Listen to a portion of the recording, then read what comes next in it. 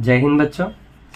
हमारे चैनल को सुनने और देखने वाले सभी बच्चों के लिए ईश्वर से हम प्रार्थना करते हैं कि उन्हें सफलता प्राप्त हो।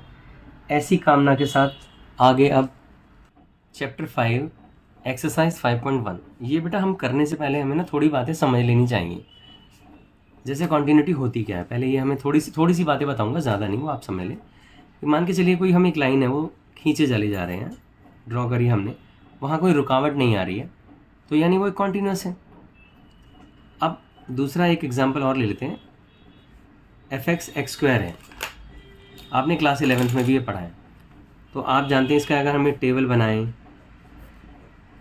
एक्स वाई प्लस माइनस कुछ रखेंगे हम, तो आप देखोगे इसका जो ग्राफ बनेगा वो इस तरह का बनता है, यानी ये कॉन्टिन्यूस है, रुक नहीं रहा है, मुझे कहीं पे पेन या पेंसिल उठानी नहीं पड़ रही है।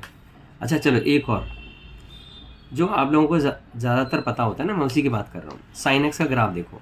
अब बेटा साइन एक्स का ग्राफ आप सभी को पता है कि हम ऐसे देखते हैं, ऐसे चलता है, यानी मुझे पेन या पेंसिल उठानी नहीं पड़ रही है, तो ये कॉन्टिन्यूस ग्राफ है। अगर कहीं पर पेन या पेंसिल उठानी पड़ जाए तो वो डिसकॉन्टिन्यूस हो जाएगा, यानी वहाँ पर ब्रेक आ गया, इसमें ब्रेक नहीं आ रहा, तो ये कॉन्टिन्यूस ग्राफ है।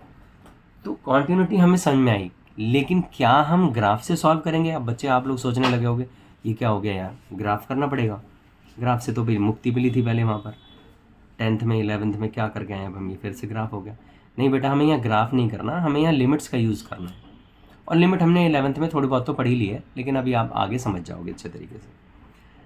तो बेसिकली हमें करना क्या है, मैं आपको ये भी समझा देता हूँ। अब यहाँ पर भी ना दो बातें होती हैं। एक बात आप समझ लीजिए कि जब हमें कोई फंक्शन दिया हुआ है और सिर्फ एक फंक्शन दे रखा है, बात को ध्यान से सुनना बेटा, एकदम समझ में आएगा, ज़्यादा फंडबाजी वाली बातें नहीं करूँगा मैं आपके सामने, जो आपके काम की है वो बातें करूँगा। अगर सिर्फ एक फंक्शन दे रखा है, सिर्फ एक फंक्शन दे रखा है और वो किसी पॉइंट पर दिया है, किसी वैल्यू पर दिया है, x = मान के चलो 2 दे रखा है, तो अब आपको करना क्या है, सबसे पहले उस फंक्शन में आप वैल्यू पुट कर दीजिए वो, और सॉल्व करके लिख दीजिए। दूसरा, आप जो लिमिट दे रखी है, आपको 2 लिमिट दे रखी है, x अप्रोचेस टू 2 लिमिट, वो जो फंक्शन आपको दे रखा है उस पे चेक करिए।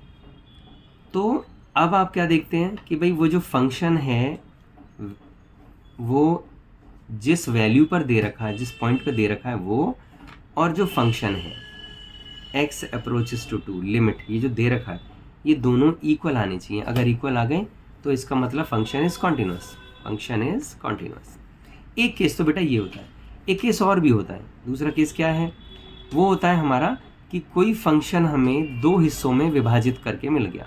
यहाँ पर एक फंक्शन लिखा और यहाँ x अप्रोचेस टू 0 लिख दिया, यहाँ x अप्रोचेस टू > 0 लिख दिया, एक इधर लिख दिया।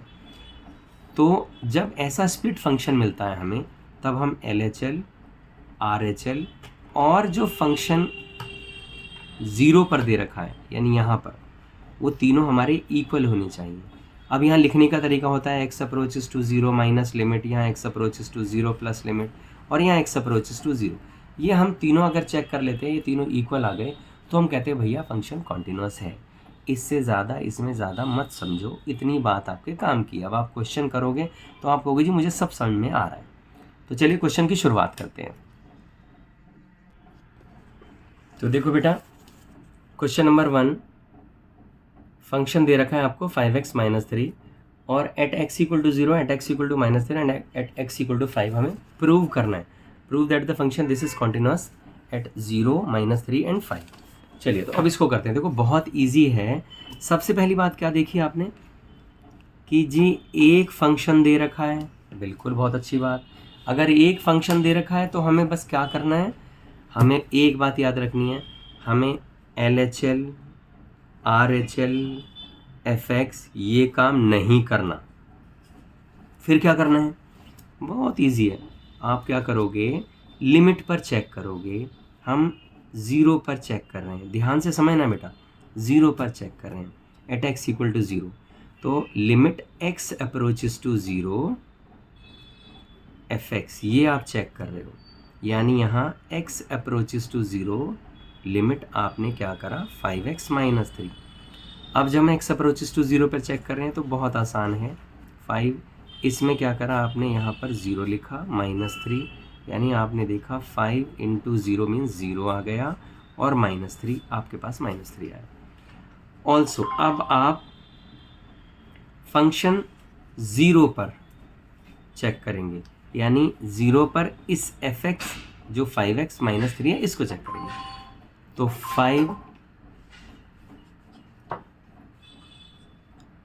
5 इंटू 0 -3 यानी ये तो 0 -3 कितना आ गया बेटा, -3। तो आप अब ध्यान से देखिए f0 जो आपके पास आया वो और x अप्रोचेस टू 0 लिमिट जो फंक्शन आया इन दोनों पर ही -3 आ गया। तो आप कह देंगे भैया ये तो कॉन्टिन्यूस फंक्शन है, दिस इज कॉन्टिन्यूस। कितना आसान है, मतलब कुछ भी इसमें ज़्यादा बातें नहीं करनी है। एट x इक्वल टू 3 अब हमें 3 पर चेक करना है, तो फिर उसी तरह से करेंगे हम। तो चलो सबसे पहले अब हमने यहाँ पे लिख दिया 3 पे चेक कर रहे हैं, तो एट x इक्वल टू -3। अब हमें फिर फंक्शन की लिमिट चेक करनी है सबसे पहले, तो हम क्या करेंगे, x अप्रोचेस टू लिमिट पहले यहाँ देखेंगे, x approaches to -3 function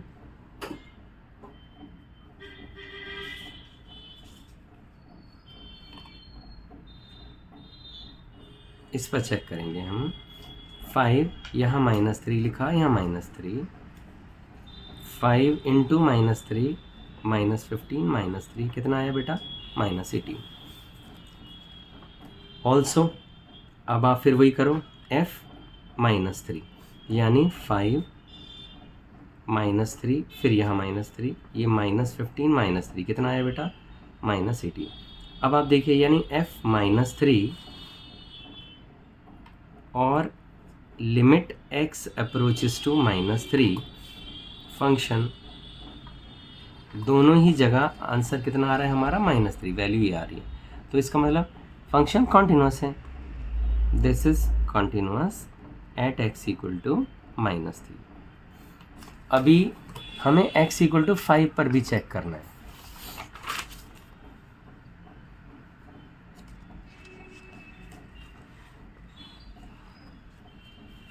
at x equal to 5 function क्या है बेटा, फंक्शन वही है 5x -3। तो अब आप क्या करेंगे, फिर वही x approaches to 5 limit function limit x approaches to 5 function क्या है 5x -3। तो आपने देखा 5 इंटू 5 -3, 25 -3 कितना हो गया, 22। अब ऑल्सो फंक्शन 5 पर 5 इंटू 5 -3 कितना हो गया बेटा, 25 -3 फिर से 22, यानी आपने f5 देखा और लिमिट x अप्रोचेस टू 5 पर फंक्शन दोनों ही 22 आ रहे हैं। The function is continuous at x equal to 5। तो ये तीनों कंडीशंस पर ये यानी तीनों जगह पर ये फंक्शन कॉन्टिन्यूस है। This is question number 1।